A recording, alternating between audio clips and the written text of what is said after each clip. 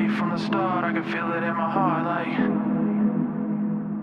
all the way from the start.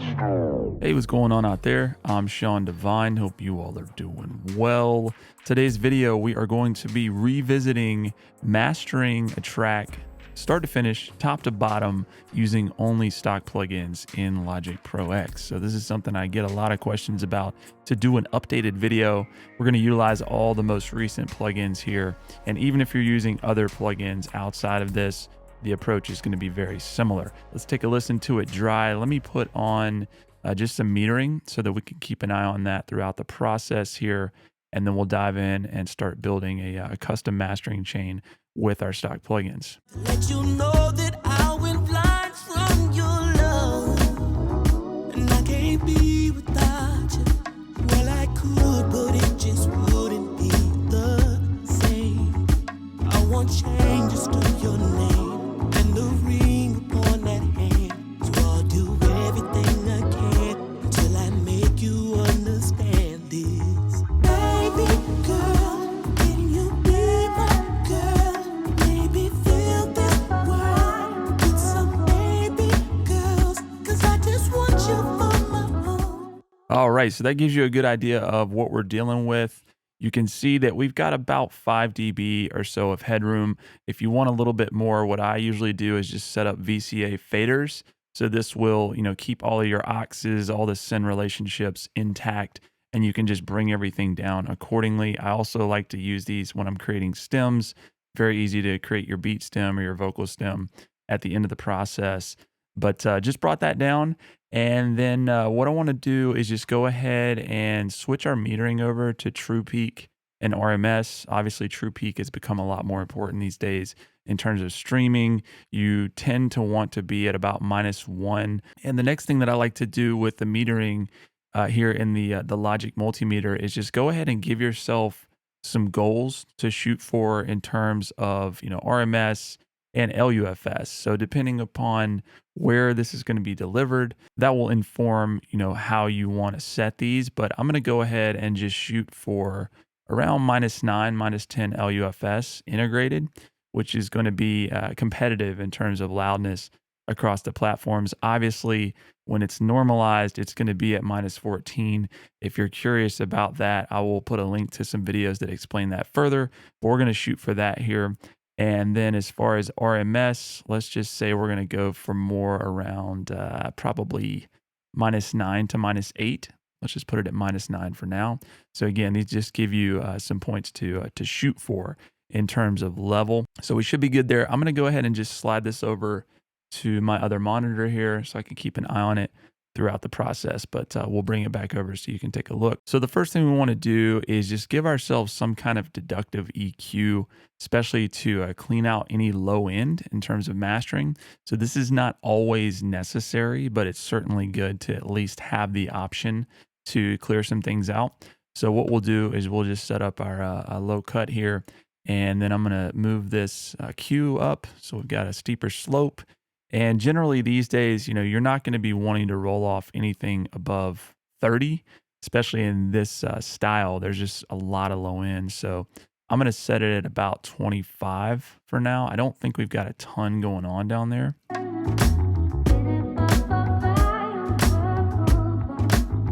Who do you love? And what have you done about it? How does Yeah, so it's pretty clean already. But again, just as a sort of a safety precaution there. Next, what I'm going to do, and this is just kind of generally good practice in terms of mastering, it comes down to preference. Some people like the sound of using just a standard EQ because you get some color out of it. But I like to go ahead and just use linear phase EQs, which I'm not going to go into too much explanation about this, but they tend to be more pristine and less colored, and just a better option in terms of being really surgical with your EQs in the mastering stage. So I'm going to switch over, and you'll see that it will retain, whatever we did in the channel EQ, but again, just in a linear phase option here. That's going to be a little cleaner. So next up, what I'm going to do is go ahead and add an additive EQ after our deductive EQ. The vintage EQ collection is really, really solid, but the graphic EQ especially to me is a very nice choice for mastering. And what I'm going to do is over on the output model, let's choose smooth. And we're going to utilize this drive because it just gives us a little bit of saturation, a little bit of level. And I'll show you how that works. Let's put this at about 3 on there.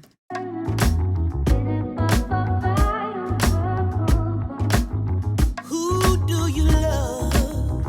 And what have you done about it? How does it feel when you can't hold them? So you can hear just by turning that on, we just get a little subtle lift.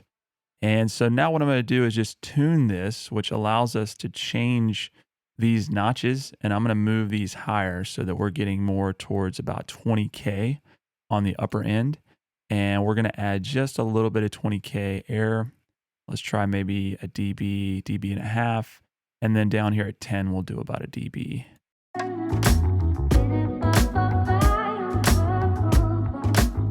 Who do you love? And what have you done about it?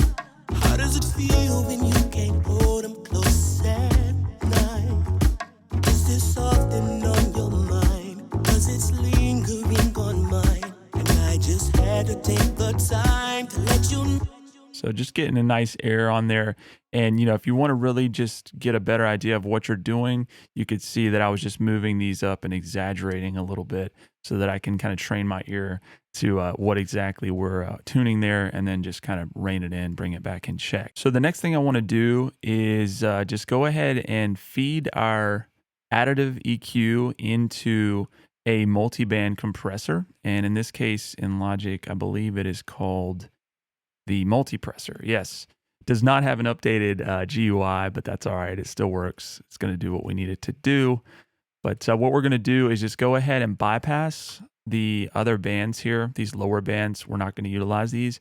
What we want to do is control the extreme high end of the mix. And so you just notice in some modern masters, once we start boosting things, and this mix has already got a nice sheen on the vocals and whatnot, we don't want it to be really fatiguing to our listener.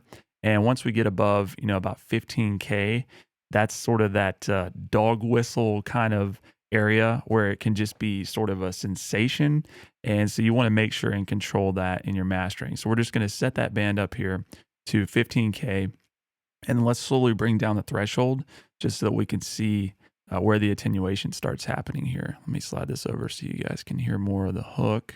Everything I can until I make you understand this. Baby girl, can you be my girl? Maybe feel this world with some baby girls. So we're seeing a little bit of attenuation, but what we want to do there is just kind of set that threshold to where, in the extreme peaks or, the louder points, we just kind of kiss it a little bit and control that high end. So now I'm going to raise the ratio up. Let's just do something pretty extreme, almost like a limiter. I'll just go as high as it'll go. And we're going to keep the release pretty fast. Attack, we'll slow that down just a touch. Everything I can until I make you understand this. Baby girl, can you be my girl? Maybe feel this world with some baby girls. 'Cause I just want you for my own. And I'll do everything they don't to turn this house into a home, girl. So it's very subtle when I turn it on, but you can hear it's just kissing that snare drum. There's a little bit of excess brightness in that. Also, a little bit of sibilance in the vocals. So just a means to control all that and make sure that we're not taking our listeners' heads off with that top end. All right, so for fun, let's try and add the exciter, which is something you don't really hear a whole lot about in the Logic Pro X stock plugins, but it's a pretty good exciter, and it is under specialized. We're going to go ahead and what we're going to do is set this to about 7K, 8K, because we want to just add a little bit of excitement to the top end of the vocal. And some of you might be saying, well, this is kind of counterproductive since we had boosted the high and then we fed the multipressor. But what we're doing here with the exciter is actually a little different than just an EQ boost. We're adding some harmonics, which is a little bit different sort of sound. I'll show you here in a minute, and we can actually select some colors for it to add some variation. But let's slowly bring in some harmonics. Everything I can until I make you understand this. Baby girl, can you be my girl? Maybe fill this world with some baby girls. 'Cause I just want you for my own. And I'll do everything they don't to turn this house into a home. Girl, I need you and yours alone. So what do you say? What do we do? How do we make it to forever and a day? So as I'm switching between color 1 and color 2, I like the sound of color 2. It just sounds a little smoother to me, adds something nice to the vocal, and doesn't make things too harsh up there. So we'll leave that. Again, just something really subtle. All right, so now let's get on to the stereo spread, which unfortunately there's not a great option in the stock plugins in Logic as far as mastering goes for this. But we're going to make something work. It will do the job. We just got to get our hands dirty a little bit. So we're going to pull up this little unupdated plugin stereo spread, little utility here. And when you first turn it on, warning, I'm going to press play, but this is not going to sound good. Everything I can until I make you understand. Not pleasant. But what we want to do is just make this very subtle. So first things first, let's control the frequency of what we're actually going to affect with the spread. We don't want to widen any of the low end or really anything in the low mids at all. All I want to do with this is just brighten some of the top end. So let's just put it around, say, 2K, 2.5K.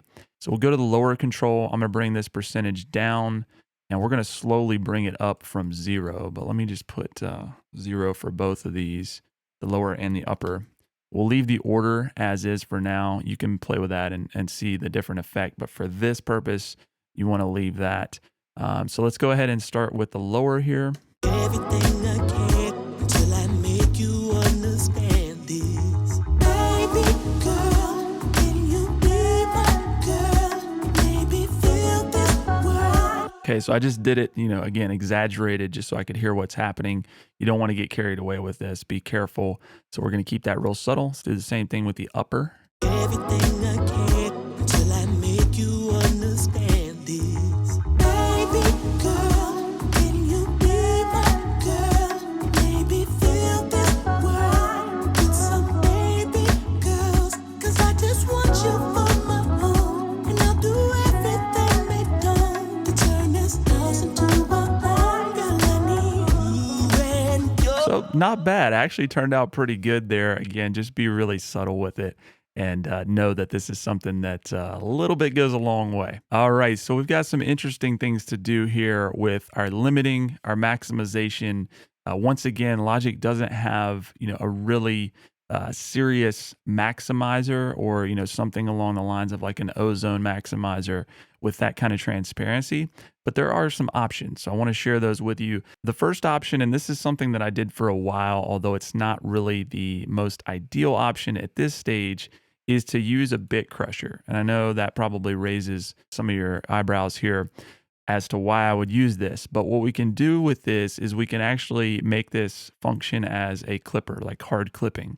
So if we set the resolution all the way to 24, keep downsampling at 1, mix 100%, and just set the clip level to just below 0, it's going to act as a clipper, meaning that it won't allow us to go above 0.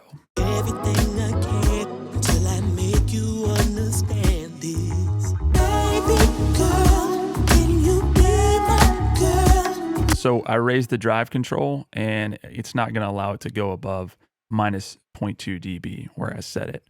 So that was useful for a while just to keep from clipping. Hard clipping has kind of come in vogue, if you will, in terms of mastering. It has a different sound. It can tend to be more transparent in the sense that it's not like a limiter. You don't really have that pumping. It's just going to, flatten it off. So depending on what you're going for, if you have really impactful dynamic drums, a clipper is a good option as long as you're not just hammering the master bus. It'll just kind of clip off the extremes there. The other thing about the bit crusher is that it's not true peak. So you guys have heard about true peak limiting. Again, I'm going to put some links if you're not familiar with some of these terms. But if we just have this set to just peak, then even though we set this to below 0, Everything I can until I make you understand this. Baby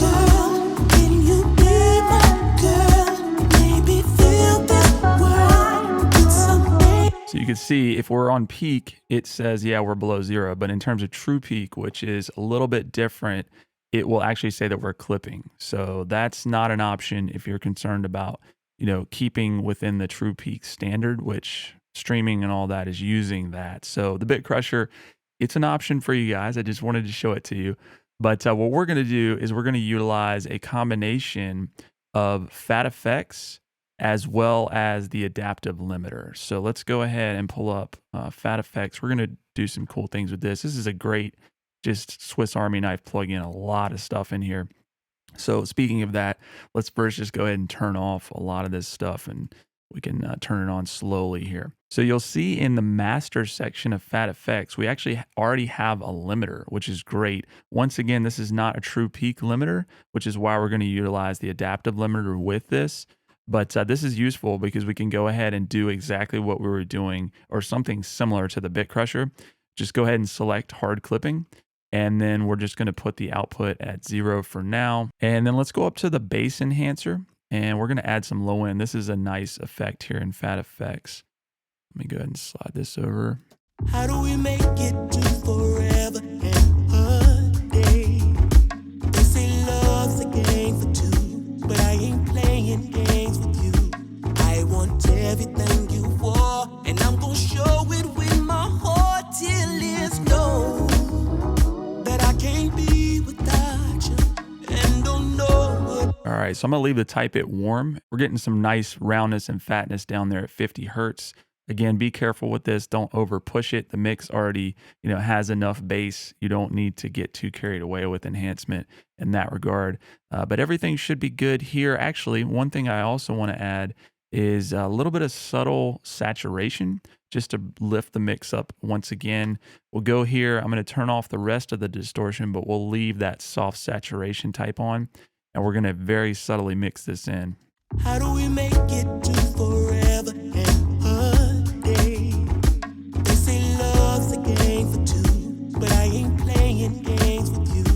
I want everything you want, and I'm gonna show it. So again, just another nice tool for perceived loudness. So you can hear with that, the exciter, some of the other things that we've done were definitely focusing on perceived loudness, subtly bringing things up in a way that is not necessarily going to affect the master volume all that much, but just your perceived hearing of that loudness is definitely going to be altered a little bit. All right, so finally, we're going to use the adaptive limiter because you'll see right now in true peak, if we are to pump up the level, which we're going to have to do to get this to competitive levels, we're going to be clipping right now. How do we make it to forever and a day? Love's a game for two. So we've still got a ways to go to get to our target here. How do we make it to forever and So we're not quite there, and we've got to set up a different limiter. So I'm going to just go ahead and get rid of that input gain. We don't want to use any gain on here, but the hard clipper just stylistically to give us that sound. And then we're going to follow it with the adaptive limiter. And this does have true peak detection. So I'm going to turn that on. You'll see this button here. So there's an option here called optimal look ahead. And this is going to give you a more transparent effect if you utilize this based on the material. How do we make it to forever and a day? They say love's a... What we're going to do now is just utilize the gain on the adaptive limiter to get us up to these levels that we're after and be able to compete in terms of commercial masters. We want to go ahead and drop the out ceiling so that we're not clipping. As long as you're not clipping, you're not going to get necessarily penalized or anything like that. So we want to keep, as much of the transparency as possible. So I tend to set this, anywhere from -1 to -0.1. So let's just put it at say -0.5 today, just for the example. And then we're just going to introduce our gain here and see if we can't reach these levels. And what we want to listen for here is when we start to hear any kind of pumping, or if the dynamics start to get wrecked, or just the overall sound of the mix starts to deteriorate, then we're pushing things too hard and we need to probably make some adjustments. So let's just take a listen and hear what happens. How do we make it to forever and a day? They say love's a game for two.